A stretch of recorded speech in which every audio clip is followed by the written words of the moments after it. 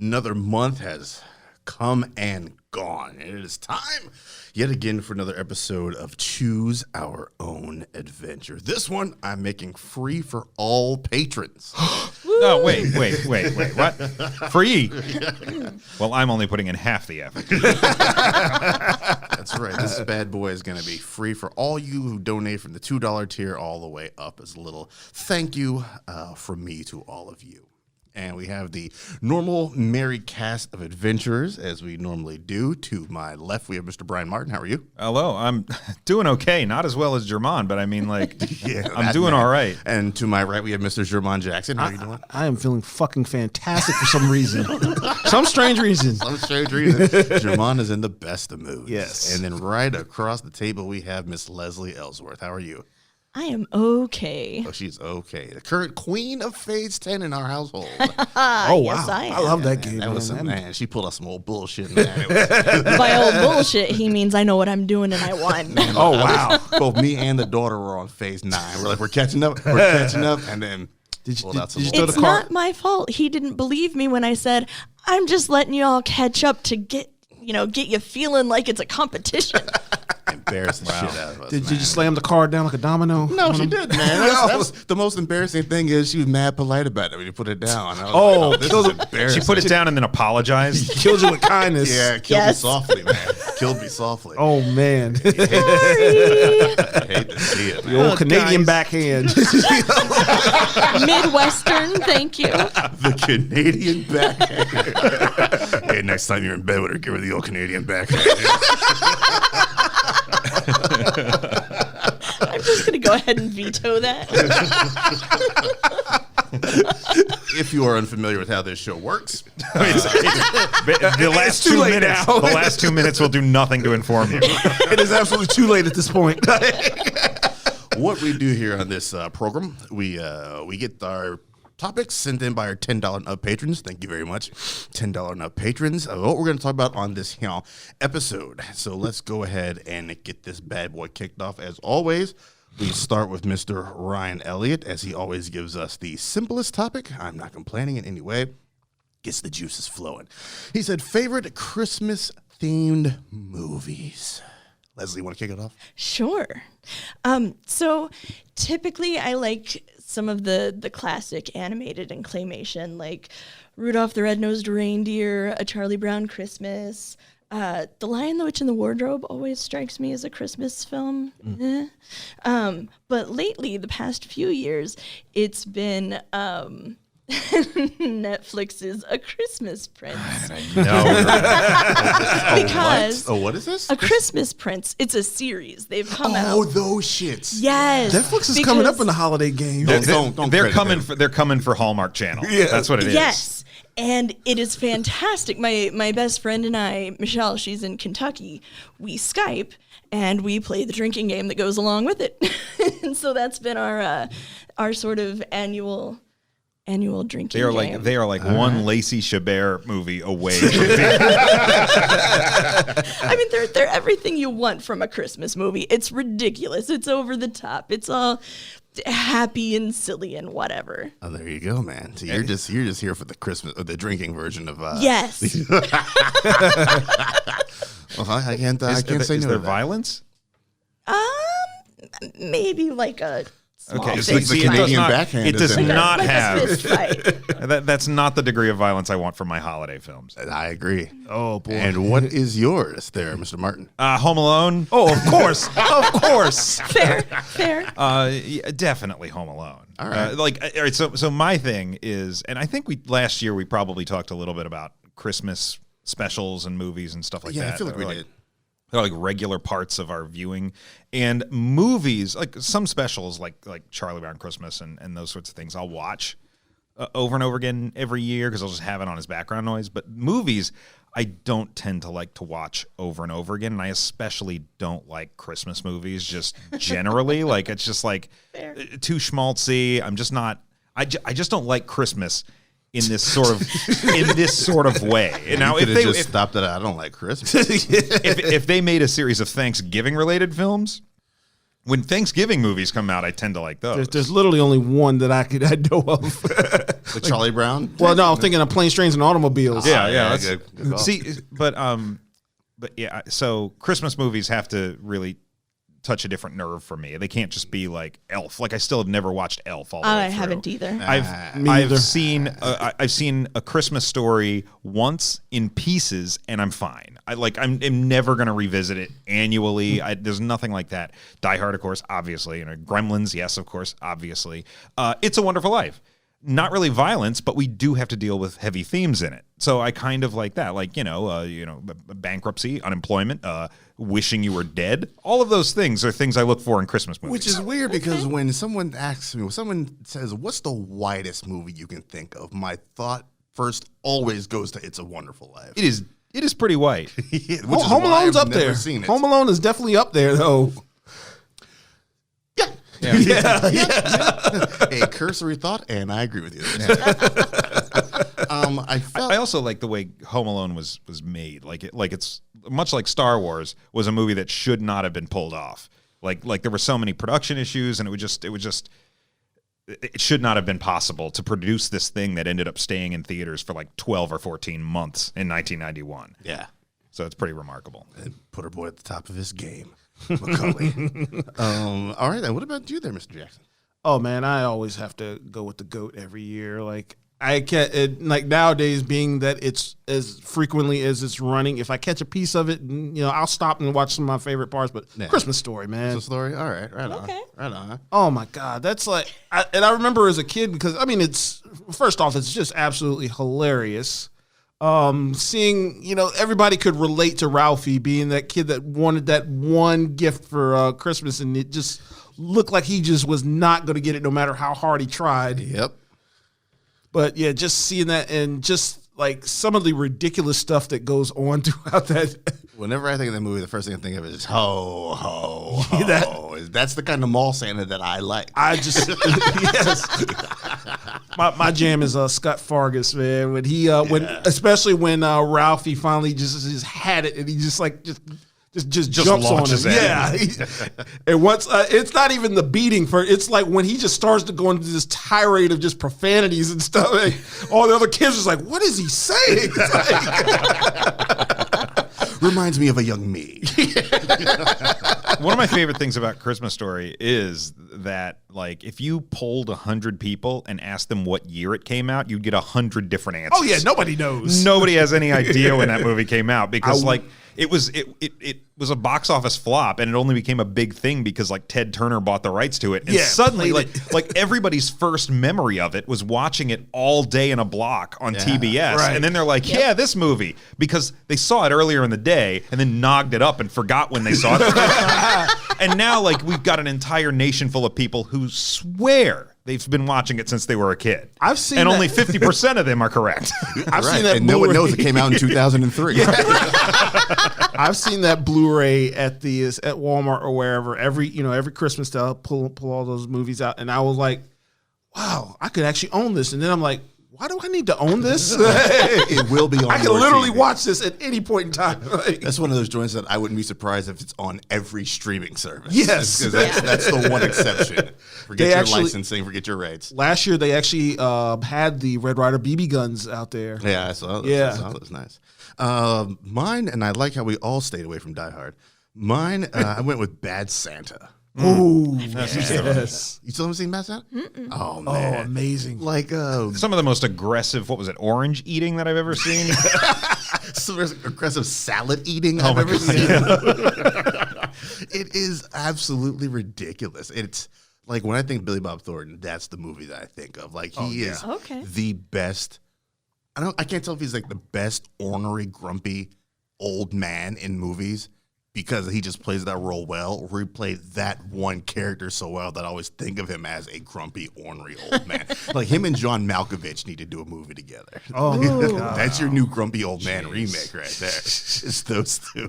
Oh, my Called God. High Blood Pressure. I don't think they could pull it off. They think just they be can stand they each other. both of them, yeah. Either that or like the rest of the crew can't stand them. Yeah, man, Bad Santa is hilarious in all the right ways, all the wrong ways as well. It gives us our final John Ritter, if I remember correctly. Yeah, that was one of his last roles. Yeah, he just kind of disappears in the middle of the movie because I'm pretty sure it was during production is when he passed. I don't remember. And then When did Bad Santa Bad come Santa's out? like It's like 05? 04, 05, something in that yeah. neighborhood. I think he passed away in the middle of filming a season of what is it, 8 Simple Rules for Yeah. Dating My Teenage Daughter or something. Oh, Yeah, yes, that yes. show. Yeah. And also we get some Bernie Mackerman there doing Oh, my God. his introduction in that movie is hilarious. Half. It's like half. And also I wanted to give everybody's attention to a joint on Netflix called Jingle Jangle, A Christmas Story. I heard about that. It just hit this past week at the time of this recording. And here's the synopsis. Decades after his apprentice betrays him, a young, joyful toy maker finds new hope when his bright young granddaughter appears at his doorstep. I had no thoughts on this whatsoever, but I logged into Twitter this morning, and like half of my tweets that I saw were people like, yo, this movie's kind of fucking good. It's 95% on Rotten Tomatoes right now. 95%? Yeah, it just captured the Because it's Christmas like all black magic. cast, wasn't it? Yeah, Forrest Jesus, Whitaker's up yeah. in there. Yeah. Okay. 95%. That's amazing. better than like 40% of MCU movies. Yes.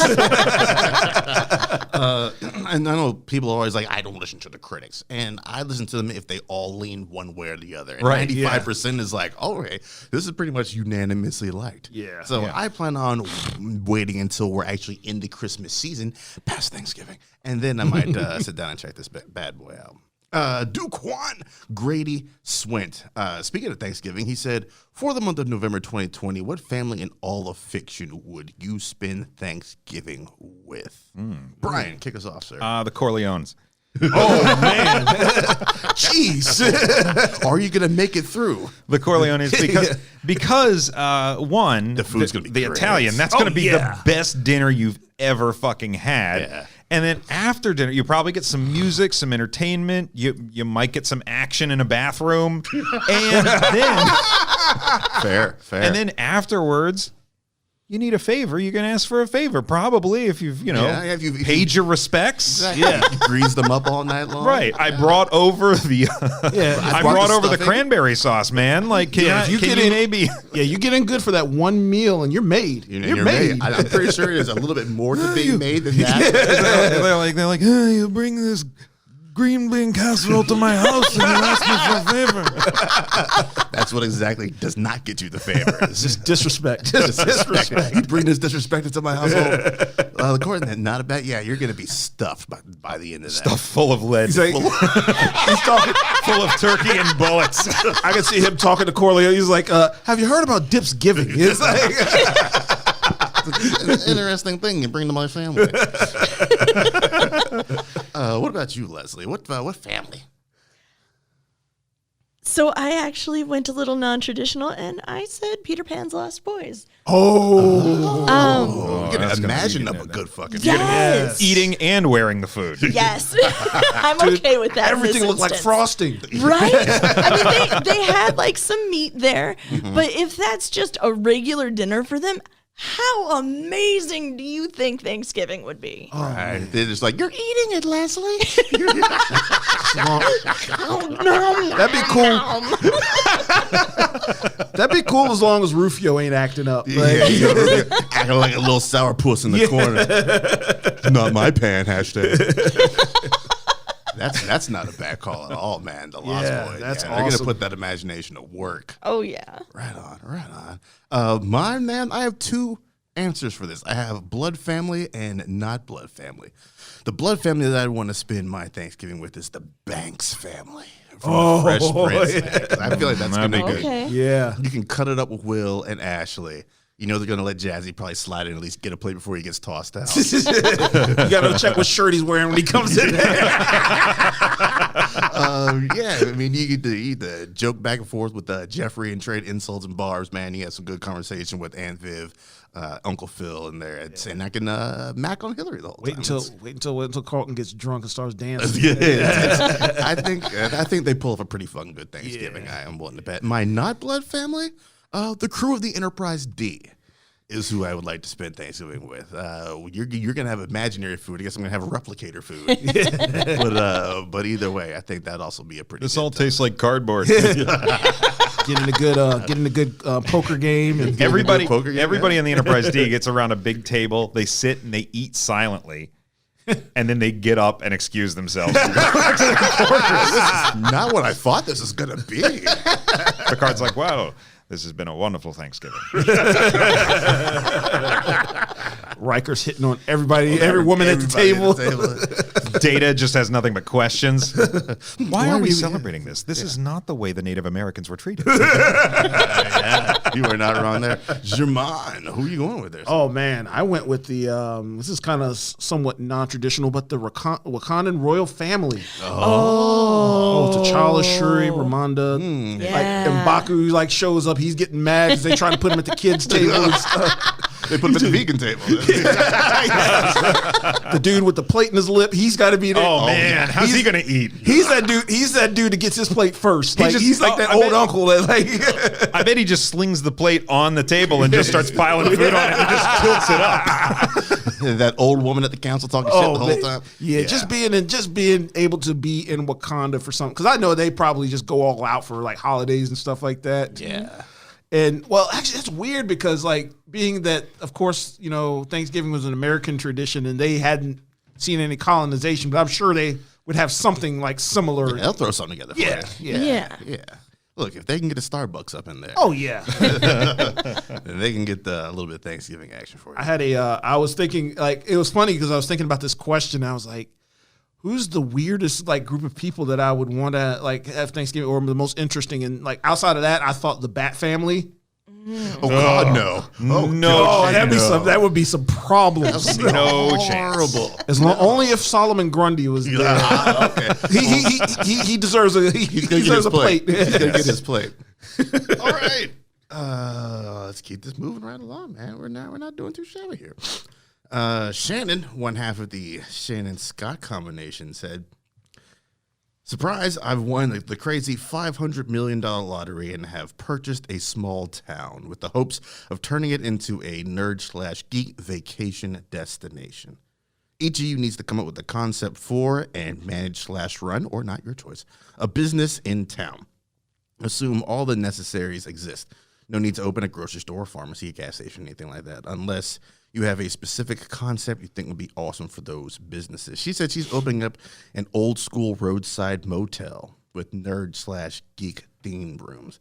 And I'll go first since mine is on that same vein. I'm going to open up a full ass Star Trek themed hotel. Ooh. It's going to have 3 wings, an original series wing, a next generation wing, and a Voyager wing. 3 different sized rooms in each wing, starting from ensign's quarters up to admiral quarters. So whatever your budget prefers there. The sliding doors on each room, and each room will have a discreetly placed speaker that pipes in the ambient noise of the ship's engines. Nice. Yeah, 2 fully functional simulation rooms where you can pay to run simulations like the Kobayashi Maru or the Picard maneuver, or you can battle Khan and the Mutara Nebula and shit like that. Nice. As far as technology will allow that to go. A Star Trek themed gift shop, obviously. A spa that's inspired by Ryza. Can it be called Spock? Yes, it can. Yes, it can. A bar that's run by staff dressed as Ferengi, where you get to haggle the price of your drinks. And so I have all of that is what's going on at my Star Trek themed hotel in this town. What is yours there, Jamon? I decided to build a think tank called the Baxter Building. Now, it's actually similar. It's going to be similar to where we are currently. Like it'll have it'll be a place for geeks to get together and just be creative. You know, have a podcast studio, music studio. Have a nice little gaming area. A little place where people can play instruments, make music, just a place where geeks can kind of just get together and create, make content. We'll have a common area where people are just getting together, having debates and about different things. And What's the first rapper you think would show up to probably make a full album there? oh gosh, maybe Lupe Fiasco? I think it's either Lupe or Donald Glover. Yeah, Either one of the those first. two, Yep.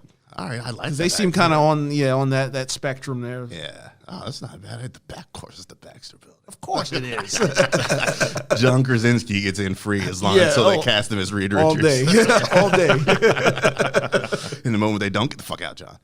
All right. And what about you, Leslie? I'm going to open an art studio. Ooh. And we're going to do, like, you've heard of painting with a twist or wine and canvas. So we'll offer that, but for pop culture themed, paintings and such. And then we will also offer classes in different types of art, like how to draw comics and featuring different comic artist styles, anime, realism. I'd love to get some photography in there. And I'd like it, like, the classes would be anywhere from beginner to like expert, one quick class, or could be like a 3-day course to just sort of go and help draw in any tourists that are staying over the weekend. Frank Quietly not allowed. Oh, man. Fuck that guy. He's not allowed. I don't care what Morrison says. No, let him in there. I want to learn how to draw the faces of people who look like they just ate like 5 lemons. and clean their face with a Brillo pad.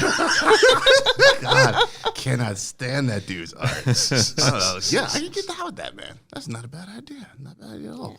And what about you, Mr. Martin? I would open a diner that's sort of like Johnny Rockets, but instead of like, certain songs come on and like all the employees have to get up and start dancing and singing, there are certain just random cues where like people have to start acting out scenes from movies. Nice. So it's but specifically diner sequences from movies. So like suddenly the Pulp Fiction restaurant scene is happening, or like the When Harry Met Sally diner scene is happening, or like conversations from Seinfeld are happening, like things like that, where it's like this performative kind of thing where suddenly you're watching a diner scene from pop culture history. Which diner are you talking about in Pulp Fiction? You talking about the Honey Bunny scene, or are you talking about the twist? No, the Honey Bunny. Okay. Yeah. Right. Everybody stay cool. This is a robbery. That's the one. That's the one. Because you can get more mileage out of that one. Oh yeah. And I'm not. I don't want the higher themed German diner. as Samuel L. Jackson. Hell yeah. I got the wallet. All right. Not a bad idea, sir. Not a bad idea at all. Well played, everyone.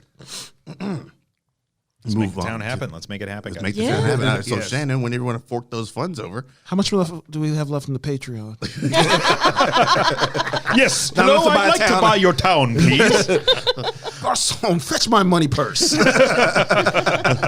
answer that question, we got about $13 in the Patreon. Yeah, we ain't buying a block with that. Gotta get a mailbox, maybe. we can't get the podcast studio for $13. But we all thank you for your donation. Yes.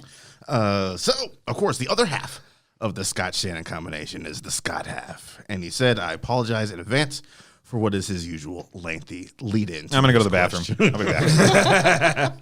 He said, with Veterans Day having come and gone by the time you post, this month I would like for you to discuss a movie that you feel best summarizes the spirit of the American men and women who have stood in the proud defense of our nation, and not just some over-the-top war movie. While I'm a fan of most well-done war flicks, this one is different and tough for me and results in my second tie. 2009's made-for-TV movie, Taking the Chance, and 2017's Last Flag Flying. They center on friends, families, brothers and sisters in arms, and those who have finally seen the end of war. So, what movie would you guys say summarizes the spirit of American men? For me, man, there's only one possible option, and it's Saving Private Ryan. The unfortunately fictional notion that every family bloodline should be able to continue after you've sacrificed so much for, the defense of our way of life and also the liberation of others is a noble thing. I wish that was something that actually happened. And it's one of the things that I like smaller stories amid bigger backdrops. And that's exactly what this is. This is a story about a group of guys who just need to extract this dude. He's done his time. He's made the sacrifices within his family. And he's allowed to go home. And there's something I like about that. And the fact that these people are risking their lives and their possible bloodlines and families in order to get this guy out. And seeing it from the different ways and the different angles and how that stress manifests within each of them in those small moments. Ed Burns is always angry and he's always a hothead. Tom Hanks' hand won't stop shaking when he's stressful and stuff like that. And the running bet of, what did he do before the war kicked off? I think it is a brilliant look at the horrors of war, the inventiveness of the necessary having to do something on the spot in order to stay alive, ingenuity, and just the technical acumen that went into making that movie is absolutely amazing. For me, it is Saving Private Ryan. What about you, Brian? My pick is not what I would call like the best like war movie ever, but it's the 2002 movie We Were Soldiers that starred Mel Gibson. Mel Gibson. Yes. And the reason that one stands out for me is because my dad, it was one of the rare movies that my dad was like, I want to go see this, because my dad served in Vietnam. The movie's about Vietnam. And so he was it was the first time I had watched a movie with him about that period where I was old enough to really grapple with the themes. Mm-hmm. And we were able to have like an adult conversation afterwards, right? And because I remember as a smaller child in like 87 or 88, we made a family trip to the movie, and my mom took me to see Crocodile Dundee while my dad went and saw Platoon. Right? Okay. So and then we get to this point, and so it really like a lot of what I get from that movie is what I'm bringing into it based on that experience. But it's like it's sort of a more personal movie in that regard. And my dad really, really loved it, and he said it was it really captured the feel of it. So I can get down with that. I can get down with that. What about you there, Leslie? I also had to go with Saving Private Ryan. I'm not any sort of war movie aficionado, but I like my war movies with stars in them. I mean, yeah. No, but it was just so affecting to see. I don't know how to explain it. But just everything about it, seeing how they had to rely on each other, how they picked on each other, but still pulled together. And what every decision cost them, as well as their goal, and then how it affected Private Ryan at the end of the film. He wants to know that that they died for something, that he mattered. Yeah, he was a good man. Yeah. This is how much I love that movie. I own it on 4K. I don't even have a 4K player. I'm just waiting because I refuse to watch that movie again until I finally have the right TV. I just need to have the right look and the right sound now. And as soon as I get my 4K player, that'll be one of the first movies that I watch. What about you, Javon? You see, me too. I haven't been that big of a war movie aficionado. I can barely remember like more than 2 war movies that I had seen, to completion. So I went a little left on this one. I chose Wonder Woman.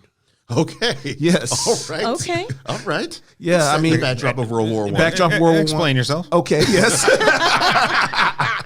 Well, yes, it's set during World War I. You actually do get to see some of the horrors of war, some of the people that are suffering during that war, and you also get to see people just coming together, and which I think is what some of these war movies are all about. Especially with like American wars and what have you, people coming together and fighting for a common good. Cause. Yeah, common cause. Especially like in particular the No Man's Land scene, like you see that the troops had not been able to make any leeway in like a year, and all it took was just somebody to finally step up and just say, hey, enough of this. I'm going to do something about this. Yeah. And it pushed everybody else to finally move forward.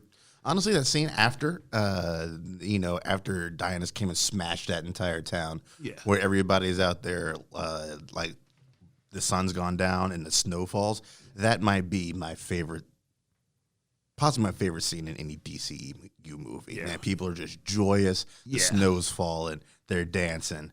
That is a wonderful scene. It's nice. If it had been like Batman v Superman, it wouldn't have been snow. It would have been ash falling. Yeah. You're right. Everything would have been sepia toned. Or blood just coming from the sky. And everybody would have been crying. Beaten, worn to shit. Even if there was no reason. Oh, the first snowfall. Zack Snyder's Wonder Woman. Release the Wonder Cut. All right. So let's keep it on moving to Evan Peanut Butter. Man, we're moving through these pretty damn quick. Our boy Peanut Butter, Paprika's young jewel. He said it's pretty easy to pinpoint entire shows that are great, but single episode of a show has to be really exceptional for it to stand out and stick in your memory. What are some episodes you remember from any show that have just been next level? Let's kick it off with you, Leslie. All right. So starting out, despite what may have happened in later seasons, Game of Thrones had some spectacular episodes. I went with A Golden Crown from season 1, episode 6. A Crown for a King. Yes. It features, Dany essentially ascending to her place in the Dothraki world, with her eating the stallion's heart. We have that, one of my favorite added scenes when we get Viserys and Jorah, when Jorah confronts him when he's about to steal the dragon's eggs. I love that scene. I love everything about that scene. And then, yeah, his death at the end, how he's a horrible guy, but his death is still tragic. Yeah. In that moment, seeing him, when Drogo's like, "Oh, I'll give you your crown," and he's just like, "That's all I wanted." Yep. Thanks. Yep. Oh, he got that crown all right. Oh, he did. Deep cuts. Second one, I went with Hush from season 4, episode 10 of Buffy. I was like, they're Batman animated series episode called Hush that I didn't know about. Buffy is very, monster of the week type of thing. And the villains were the gentlemen. And they were these creatures. They were bald and gaunt looking and had these like rictus smiles on their faces and dressed in suits. And they stole the voices of everyone in the town, and then they would go and kill them. And so the whole episode was very, very silent, and it was just really well done. All right, right on. Brian, what about you? Jeez, I don't know. You were saying we're moving right along through these, and I'm like, we're about to grind to a damn halt. There are so many like good, memorable episodes. Not just memorable, but like this is a game changer kind of episode, right? Yeah. So what I did, instead of trying to think of episodes, I tried to think of some of my favorite shows of all time and the best episodes of those shows. Right. And so one of them I won't mention now because you're probably going to mention it in a second. I have one that I won't mention because I figured you're going to mention it. Well, one of us has to mention it eventually. Put our cards on the table here. The Constant was the episode. Yep. Yeah. Yeah, Okay. So we'll talk about that a little bit more in a minute. Okay. But Ozymandias, the third to last episode of Breaking Bad. Yes. Which should have been the series finale, but they kept it going for a couple more episodes. Again, yes. Almost Got Him. One of the best episodes of Batman the Animated Series, where the villains are sitting around playing poker and talking about the times they almost got Batman. Yeah. I put You Only Move Twice from The Simpsons, the episode with Hank Scorpio. Yes, my favorite Where episode. Homer takes a job in this quaint town that ends up being run by a Bond villain. played by Albert Brooks, and it's just so absurd. Yeah. Oh, Homer, you think you could kill someone on your way out? By the way, you just watched Goldfinger for the first time, where he's trapped down to that table and the laser is coming up. Yeah. That's in that episode. That's in that episode. Okay. Yeah. Okay. Homer, Bond gets out of the trap and starts to run off, but Homer trips him,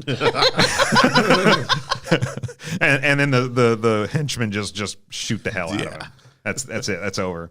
The parking garage episode of Seinfeld, where they spend the entire episode Oh, I think I've actually seen that one. venturing Yeah, that through was a mall parking lot looking for where they parked. Yes. It's so good. The Inner Light from Star Trek: The Next Generation, which That's I think the one is, you went with. That's not the one I thought you would go I think with. the Inner Light is, I think, the best single hour of Star Trek that's ever been produced. If you want to know what Star Trek's all about, the Inner Light sums it up. All right. Fair enough. It's such a, and I get misty every time I watch it. It is such a profoundly strong episode. And then X-Files, Clyde Bruckman's Final Repose, which is, I think, my favorite episode of that whole show. That's up there for me. Yeah. That and Jose Jones from Outer Space. It was between those two, honestly. Yeah. For me, The Constant. I mean, Jesus Christ. The season 4 of Lost. It is. That is the episode where I was like, this is.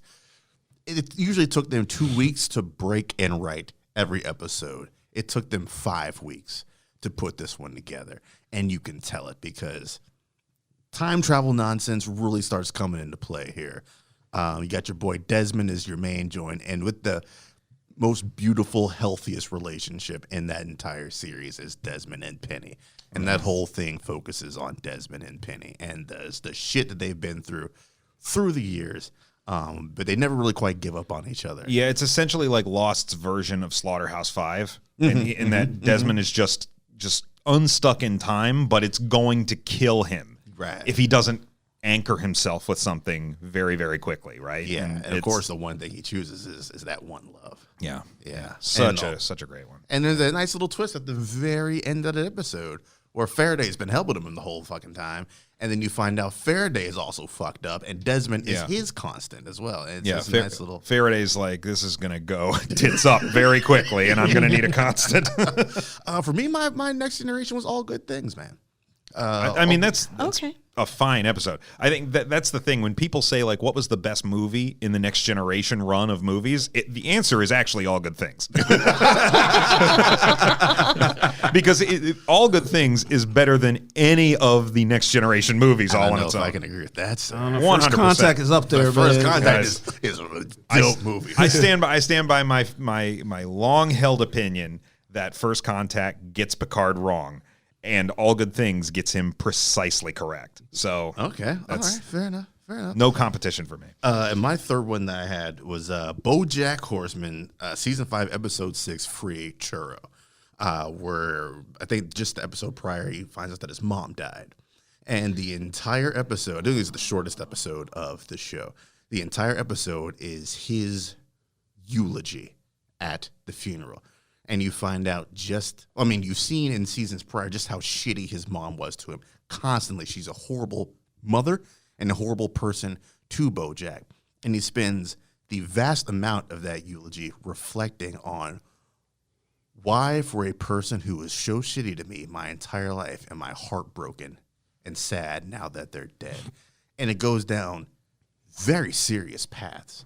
There's only 2 characters with speaking roles in that entire episode. It's BoJack and Buttercup, also voiced by Will Arnett. So it's Will Arnett doing. Everyone else has the week off. It's just him doing everything that entire episode, and the camera is focused specifically on BoJack. You never see the audience until the very end. It's a closed casket, and he wraps up pretty much just like it's like 2 13-minute monologues back to back is basically what it is. And then he opens the casket, the stinger at the very end, and he realizes he's in the wrong room giving the eulogy to the wrong people.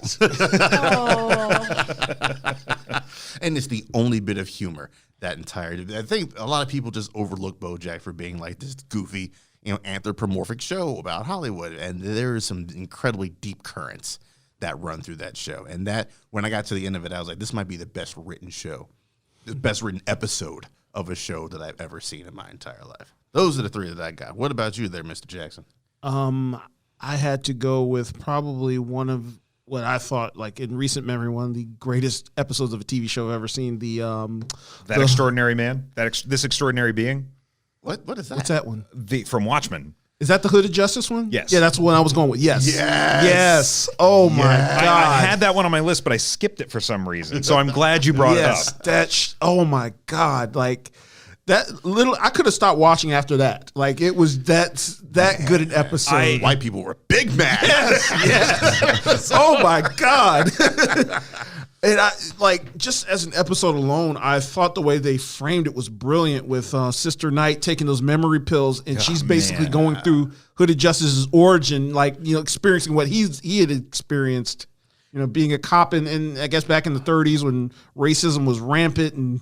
It's a technical marvel. Like, Yes, it's just yes. it's insane that it like watching it the first time I was like, I can't even figure out how they fucking made this. Like The it's writer's just room, it was just full of unbelievable. Popeyes and shea butter. I was going to Yes. say there was Yes. probably just like a lot of blood on the walls from the people who just shot themselves while trying to come up with this episode because like wow, like what a show. Like Lindelof could have dropped the mic on that one. if I had produced or directed or written a show like that, I would never do another thing for the rest of my life. No. Like this is it. I just peaked. I know Alan Moore doesn't watch any adaptations of his nonsense, but I would love to get his reaction to that specific episode. He's got I feel like he would actually enjoy that series, like watching it. Those bollocks. Yeah. I know he has to hate it just on principle, but come on. He has to man. hate it to stay on character. Yeah. Yeah, but I think he would get down with that show. Yeah. Yeah. Some other honorable mentions that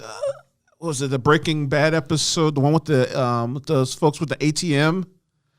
Oh, that's season 1 somewhere? I think in there? it Yeah. was. Where they're in Where the Jesse had to, house or- yeah. It's so sad. Yeah. See, That was the very first episode I watched, and I was like, oh wow, so this was what Breaking Bad is about. This is really good. So my Breaking Bad episode, I would have gone with The Fly. It's the self-contained. They're in. It's another Ryan Johnson episode. He also directed Ozymandias. Oh wow. Yeah. They're in the Gus Fring's lab, the huge underground lab thing, and there's a fly, and they Oh yeah. Walter goes fucking crazy. Yeah, there are- obsessing that they have to kill that fly There before are they two can make types. their batch. There are two types of people who saw Breaking Bad. People who think The Fly is the worst episode of the series and people who put it in the top 5. And there's nowhere in between. That's what I found. Because I got out of that episode, I was like, that was fucking brilliant. And Jacqueline's like, that was fucking horseshit. and then I started looking online, and it's like, it's just a clear divide. Like, there are people who just think it's the most worthless episode of the TV show because it doesn't do anything to really overtly advance the narrative, right? And there are people out there who watch shows that are only looking for that. But I think it's like a great character study. Exactly. And it's because like oftentimes you get the best episodes when a show is going grossly over budget because that's the problem. And you have to make a bottle episode to contain Yeah, scale it back a little bit. to contain how much money you're spending, and you end up having to work really hard within these constraints to come up with something that's going to be satisfying for 43 minutes. And you get something like The Fly.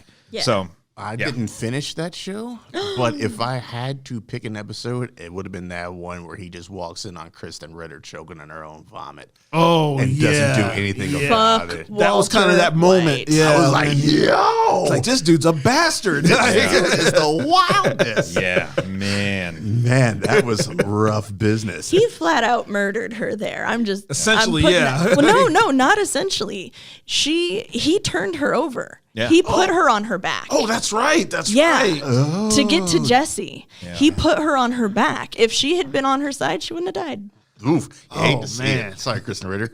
But hey, he died and he became Walter. Jessica Fuck Walter Jones. White.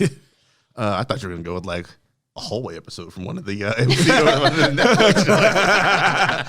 I contemplated that first episode of Luke Cage. That was a pretty strong strong pilot there. Okay, I would have went with I think the last episode. The last episode? Yeah, man. Thank God. Oh, yeah. Gets me every time. I just like that. I think I like that intro to Cottonmouth though. Like Yeah, the with the Biggie, yeah. the Biggie In the picture. background. Yes, that is one of my favorite shots. Yeah, I agree. All right, we got 2 more here. One from Melissa. She said, in honor of the ending of Choose Our Own Adventure, give me your favorite movie endings. Endings that give you big feels, whether happy, sad, or anything in between, I'll go ahead and kick this bad boy off, man. I had something else, and I was like, man, I'm bugging. This Avengers Endgame, goddamn. I knew somebody was gonna I was like, that's the obvious one. Yeah. Come on. I put Infinity War and Endgame. I'm like, fuck. Yeah, I mean, and you know why. Absolutely. What do you have there, Jamon? I was initially gonna go Endgame myself, but I kind of pivoted a little bit. I'm gonna go Guardians Volume 2. That ending gets you in the feels every time. Yondu, man. Yes. Not only that, it was the moment that really got me was during the Ravager's funeral when you see Kraglin finally, when he sees what's happening and he finally cheers. It's like, yeah, because you really felt good for him in that moment. Like it was, I love my Kraglin. Yeah, he was Yondu's right hand man, and to see him, see his basically his best friend get what he had actually deserved. Yeah. Good call, sir. Yeah. Good call. Speaking of which, man, Sylvester Stallone in the Suicide Squad. What? They announced that yesterday. They did. Oh, that's gonna be awesome. James Gunn made a post about how much he loves Yeah. Sylvester Sly Stallone, and it's like, hey, cool. If he gets smoked in the first sight, yeah. Dude, this late into the process, I'm like, you just now brought Sylvester Stallone aboard? This is going to be like a Brad Pitt Vanisher kind of moment. Yeah. That's still a brilliant way Oh, to man. bring up Brad Pitt. that whole scene was like, excellent. Yeah, it is. So my man Peter, what you got there, Brian? All right, so I have another long list, but I'll just go with the comic book movie since that's what we're just going to do. I mean, I had a different one as well. Oh, I thought you were saying that you went with. Well, I had a that. list. Okay, we'll get back to you here in a second, there, man. What you- So I'm going to go with Batman Begins. I think the last scene of Batman Begins with Batman and Gordon on the rooftop. Oh man! And I never said thank you, and you'll never have to. It's like that pair of lines. I was like, this motherfucker got it. Yep. Yeah. I've been waiting a long time for someone to come along who fucking gets it. But that line between Gordon and Batman, it's like you just Nailed the whole that's how you relationship. define their characters. Yeah. Just like that. And it's something that Nolan did again in Dark Knight when he had the Joker say, you can't kill me because of your morals and I can't kill you because you're too much fun. And it's like, that's fucking it. You just fucking landed it. It's like Nolan took a lot of liberties and he just kind of mix and matched a lot of Batman, stories over the years to get what I think are really great movies out of it. But that line between Batman and Gordon on the rooftop, I was like clapping afterwards. It's like, bravo, Nolan. Yeah, I wish I'd been able to see that movie in theaters because I know theaters probably got a good cheer out of him flipping over that playing card. Yeah, It was the yeah, Joker. yeah. Because I know when I first saw it in my dorm, I was like, oh, I wish I could have seen this. So like I watched it with my buddy. We screened it the night before it came out. And we were watching it at the theater, and we got out of there and was like, "Holy crap!" And during the movie, we're sitting there watching it, like, why did we not realize Liam Neeson was him? He looks just fucking like him the whole time. But we get out, and it's like, wow, I feel like so vindicated right now because like this was Batman. This is and then another one of the guys I worked with came out of another theater where he had just watched, and I was like, how about that, huh? And he's like, I didn't like it. I was like, what the fuck are you talking about? Get the fuck out of here. You're fired. Hand in your name tag. All right, let's get back to your list, Leslie. So my first choice is actually Eternal Sunshine of the Spotless Mind. Oh, that's a One of- rough ending. No, I fucking love the ending. Yeah? Yeah. Like you see their relationship play out, in his memories and whatnot, and they both get these boxes full of information about each other, about what happened with each other. They get through it, and their first instinct is to go back and find each other and to try it again. Like, I fucking love that. Yeah? I just feel like my cynical nature is like, it's still not going to go well in the end. Maybe not. They have... They're they have armed with information. knowledge. Yeah, they can learn from their mistakes. It's kind of without having all of that baggage at the same time. Yeah, it's kind of weird. It was like kind of ambiguous almost to where like you don't know. Yeah, it's like, is this a situation where they're going to learn from their mistakes, or are they just doomed to repeat this over and over and over again? Yeah. I don't know why I just automatically assume they're doomed to repeat. I don't know. I It's assumed Charlie they were gonna Kaufman who learn. wrote the screenplay, right? So they're probably doomed to repeat it over and over. Y'all I saw him stop thinking raining of on my ending parade. things. What else is on the list there? I had Infinity War and Endgame. Captain Marvel for the good time feels. Okay. It so empowering. Ugh. And I just blanked out. I'll never forgive Cap Marvel for what they did to my boy Nick Cage with that, or Nick Fury with that damn cat. Oh, yeah. God damn it! That's not how he should have got injured. The last time I trusted a cat. I lost it. I loved it because I knew all the incels and trolls were probably just fuming when they saw that. Oh yeah. All right. Oh no, I did have honorable mention to not a movie, but the end of a television series, Merlin's or BBC's Merlin. Oh. The 2-part finale fucking kills me every time. Has one of my favorite happy scenes, and then has just really heart-wrenching endings. Some soul crushing going on. Oh yeah. All right, right on, man. Well, we got one more to go ahead and end this whole bad boy up. Brad Ledbetter, formerly of Thirsty Nomad, said, "What is your favorite choose our own adventure moment?" Wow. Leslie, what is your favorite choose our own adventure moment? So I thought this was going to be difficult, and within like a couple minutes, I was like, "Oh no, wait, this one." So my favorite was when we were asked to choose which MCU hero, which Avenger we would fight that we thought we would have a chance of winning against, and I said, Peter Parker, Spider-Man, and I'd, distract him and do all this stuff. And everybody was just like, "You monster." And I was like going, "Monster? I thought this was pretty fucking ingenious." You were vilified all throughout Pop Ring. I was. How dare you do that to poor sweet Tom Holland? Beyond that, just about any of Jermon's pitches, they were always fucking awesome. Just over the top. Always knew you were going to get something good. Well, thank you. You're welcome, sir. Yes, Thank you. indeed. Yes, indeed. What about you, Brian? Well, I had a Jermon moment too, but I think it was from a draft, not choose our own adventures. My first thing was say a set face. set face grits. It's the first thing I thought of. It's definitely the very first thing I thought of. Oh, too. my Set God. faces to grits was the catchphrase to end all catchphrases. Oh my god! It can still happen, man. Tyler Perry can come back. I still laugh about that. Oh, my God. And then the next thing on my list was the snacks at the Queen City podcast finale. Oh, my we had a snack God. table. Remember we got the snack table? They went all vegan though. No, Threw but us off completely. yeah, right. They threw us off our game. Completely threw us off our game. I just remember saying that I should just have a pocket full of lunch meat. And I should just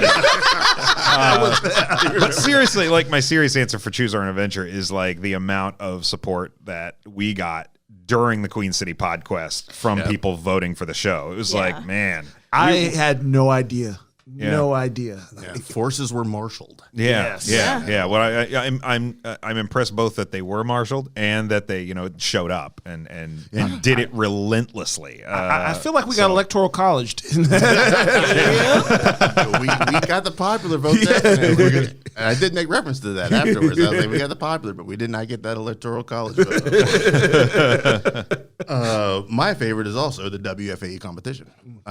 Matter of fact, as I think that we were at our best on that stage, and I firmly believe that we were the best group coming out of that. Something fresh, different, and original from what NPR or WFAE had on their slate or on their calendar. I think that was the problem, though. I think that was the problem. We were too radical. as it were. It was too outside of the Their normal their kind of safe zone. Yeah. Like WFAE. WFA is not ready for these two clowns. No, absolutely not. They didn't like how much we laughed. And it I mean, makes no sense. Makes no sense. Right? That's Like they're very obviously trying to model what NPR does, right? Oh, I yeah. mean, They're an affiliate station, obvious so ties. yeah, definitely. Like if we brought our shit to PBS, they'd probably say the same thing. Oh yeah, we're made for satellite radio. Well, That's, yeah, that's I was gonna say we're made for cable access, guys. What channel do you think would pick us up? Is Spike TV still I was around? gonna say G4's coming back. G4 is coming back. I think Yeah, that's G4 our- is that would coming be back. our We best could bet. definitely get G4. I'll call Pereira. That's I don't know. Yes. Beyond that, no. got nothing. Maybe HBO Max. Like half of their stuff is Pluto like TV YouTube videos, right? exclusive. Pluto TV exclusive. There we go. I still fucks with Pluto TV. on a Yes, regular there's some basis. gems on there, There's some man. gems. Also, my other joint, it is a Dramon situation, and I want to bring it up. Please continue. I want to bring it up because I don't. Since we are wrapping this bad boy up, we only got one more episode after this. I think this is next episode is the last time the three of us will be together, as this was a running gag of ours. I don't think it'll be brought up any other time throughout the rest of the year. There was a question that was laid down by Shannon. You get to make a movie about any secondary or background character, and Dramon went MCU. And he did the rise and fall of Pangborn. And thusly, our running gag of poor Pangborn. Right. Justice for Pangborn, man. You deserve better, man. You deserve better. One of my favorite running gags to come out of this was Justice for Pangborn. A dude who has all of 4 minutes runtime in Doctor Strange. But I felt necessary to bring up Justice for Pangborn. He one brings last all the time. gravity to that movie that like someone who's talking during like a Cymbalta ad does. You know, like basically like this is what worked for me, and then you just see him play basketball for a few minutes. Yo, check ball, man. Check ball. Yeah, Justice for Pangborn, man. Eric, and go ahead and bring us on home, Javon. Yeah, not to get all mushy, but I'm gonna go, of course, with the PodQuest 2. Specifically, because this was the first time actually getting to meet some of the Pop Ricans live and in person, and the fact that they actually showed up and just came out for us. Like I remember, because the moment we were on stage, and I think I had answered some question, and I hear a group of people just like cheering and stuff. I was like, what the hell is going on here? Like, I didn't expect anybody to, To come through like that, but they really came through, and it made it feel like we were vindicated, man. This was something that people wanted, something that meant something to somebody, and that was special. And more, and not to sound all super mushy, but meeting you guys, man, that's the greatest thing about this. Like, there's those moments in your life where you meet those people that are just those lifelong connections, and it's beautiful. It is absolutely beautiful. Great. On my notes, I did say that the real choose our own adventure was the friends we made along, which I'm pretty sure is the same thing I said about the PodQuest. Yeah, I didn't know what this was going to be or if it was going to work when I put it together. But I was like, all right, let's just throw these disparate clowns together and see what happens. And lots of laughs were had. Like it's like those judges, the judges, the PodQuest were like they were all like singing our praises. Oh, we enjoyed your chemistry and blah blah blah and this and that. I was like, Looking why don't y'all forward vote to for us seeing then? ya. Why don't y'all pick us then? Yeah. Do you still have our third place? I do have that hanging in my room. nice. Yeah, Good, Nice. Good man. that's a win for us. man. Surrounded by candles, like a shrine. little effigy there. The way I see it, to get third place in a competition that was like we All were the not in odds their were stacked. not in their wheelhouse. That's a win. Oh yeah. That's an absolute win. Oh yeah. And there were a ton of point. shows. yeah. So Yeah, we did all right there, gang. We did all right. Like the smart Hulk. I see this as an absolute win. Time travel. Had to we push time through Joni? But seriously, go listen to the Work It podcast. I'm sure it's great. Yeah, that's it, man. For The November episode. This is our last in-studio session of Choose Our Own Adventure. Dang, we'll you. be back zooming it up next month for the last one, where we open up the topics and suggestions to all Pop Ricans. Oh, shit. That Oh, way we send the link out to anybody, and they can just watch if they want. All Stargate all Watch, the what time. are they watching? Watch us. Oh, you mean via Zoom? You wanna watch yeah. us? Like, can we do that? Would you? Are you saying that you would like the final Choose Our Own Adventure to be Like a live studio audience, like a live studio audience? Like just send out a Zoom link with open invites? maybe.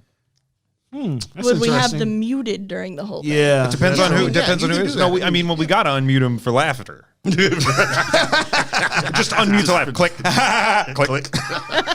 I'm gonna have to look into that, sir. Yeah. That's I don't know. not a Yeah. bad idea. Yeah. All right. Okay. Let's see what you're working with. Because I mean, you're definitely gonna have clowns out there that are like, this guy needs to be muted. Yeah. Anybody that's not the four of us is getting muted. I might bring in Pete for like one question.